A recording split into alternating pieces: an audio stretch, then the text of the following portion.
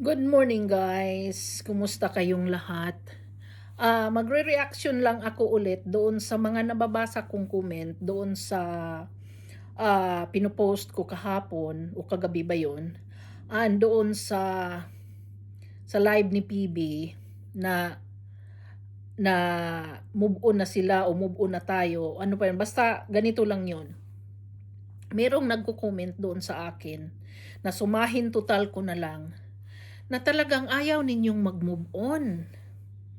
Alam ninyo, nakakapagod kasi yung sinasabi ninyo na si PB daw, iniwan na lang si Krishna ng ganun-ganon, kaya okay na si Krishna ng mag-isa, at least hindi na siya babalik doon kasi ganun din lang naman, ganyan-ganyan. Guys, tama na. Ang PB team, si PB mismo nakiusap na okay na sila. Kaya tama na yung mga alam ko, naintindihan ko na naghihimutok butse pa kayo. Alam mo yun, yung meron pa kayong sama ng loob sa nangyari. Sa bagay, hindi tayo pareho ng damdamin. Masyado ninyong dinadamdam yung mga pangyayari na yan. Ang problema, the more kayo mag-comment ng mga ganun-ganun at nababasa nila, the more hindi maghihilom ang kung anumang meron. Alam mo yun, trying sila na mag-move on, trying si Krishna na mag-move on. Kung mahal ninyo si Krishna, mag-focus kayo sa kanya. Kung gusto ninyo siya ang pukusan ninyo ng atensyon. Huwag nang comment na kung ano-ano pa na mga samaan ng loob kasi hindi tayo matatapos dito. Sinabi na nag-uusap sila at sa kanila na lang yun. Huwag na ninyong alamin kung ano pang pinag-uusapan nila at hayaan na ninyo silang mag-move on. Kung mag-separate ways man sila, ang ibig lang naman nilang sabihin sa separate ways, dahil silang grupo ng PB team ay mga lalaki. So sila yon. Ito si Krishna, nakawawang Krishna nga, dahil siya lang nag-iisang babae, at least nandyan yung kapatid niya. Happy silang dalawa na nagbablog at nagcha-chariting silang dalawa o sino man yung kasama nilang isa. Okay na yun. Huwag niyong kawawain si Krishna dahil hindi magandang pakinggan, ay kawawa naman si Krishna, kisyo ganito, kisyo ganyan. Honestly, si Krishna hindi kawawa. She is fighting back. And she is standing. And she is proving to the people around the world that she can do it herself. And then anyways, kung meron din naman siyang hindi masyadong maintindihan, magtatanong naman siya sa PB team So bakit ninyo sila pag-aawayin? Kasi yung mga comment ninyo, nagdadala ng parabang sama ng loob sa bawat panig. Itong dalawa naman, sasabing hindi na nila i-ere o ipakita pa kung anong meron sila. Nag-uusap sila, oo, pero hindi na nila ipapakita. Ano bang hindi ninyo naintindihan doon? Na nag-uusap na sila, na okay na sila, na ganun. Tutulungan nila si Krishna kung hihingi ng tulong. At katulad ng sinabi ni PB kanina, na nagchat-chat si Krishna sa kanya dahil may tinatanong. O di ba? So ano pa bang masama doon na nag-uusap naman na sila?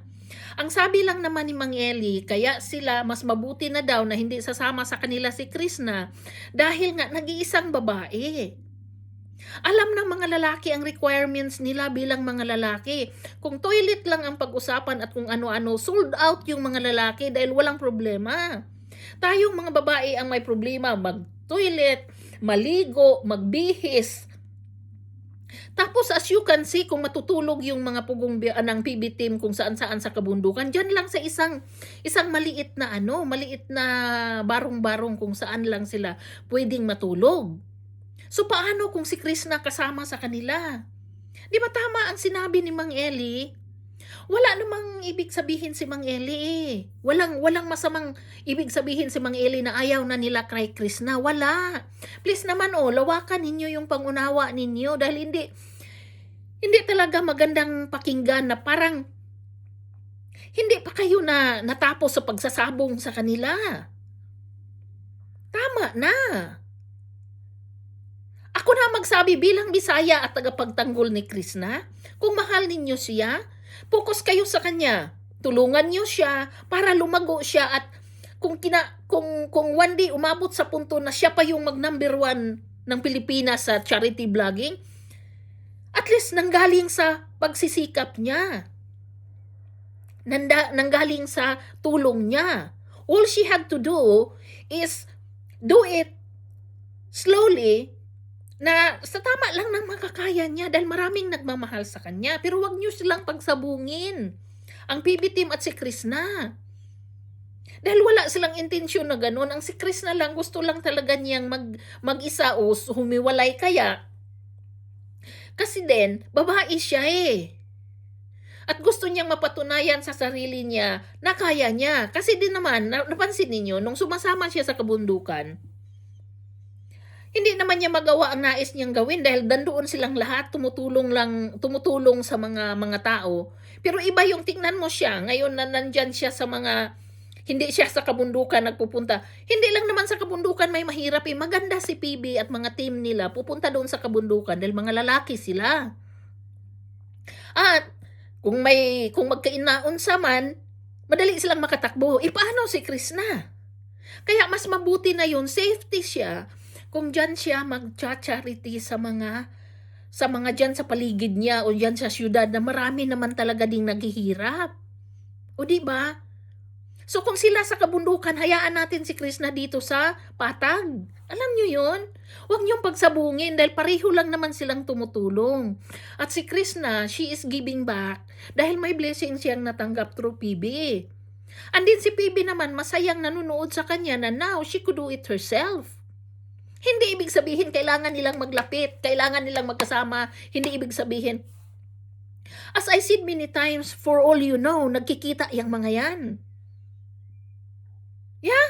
O kaya nag-dinner paminsan-minsan, hindi mo alam yun. Kung hindi man, okay na yun. Basta hindi nila pinabayaan si Krishna. So huwag nyo namang pagsabungin at huwag na kayong magko-comment ng mga hinanaing o hinanakit. Dahil si Krishna is nag-move on na, si PB nag-move on din sa nila para maghilom at kung may anumang merong hihilumin. Huwag na kayong magsasabi palagi na kawawa si Krishna at iniwan na lang nila sa ire kung ganyan. Malay ba natin kung ano talaga nangyari? Yung sa inyo lang naman, sa atin lahat dito. Between natin at sa puro lang tayo haka-haka. Hindi naman natin alam ang totoong nangyari. Hindi natin alam kung ano ba talaga ang umpisa, anong dahilan. Kundi haka-haka lang yun. Wala din naman sa kanilang umamin na sinong ganito, sinong ganyan.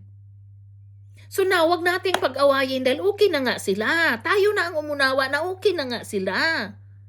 Ngayon, si Krishna ang suportahan natin. Kung talagang minahal ninyo yung bata, suportahan ninyo, huwag niyong kawawain. Dahil hindi kawawa si Krishna, she's doing great. She's doing very well. Para sa akin, hindi siya kawawa.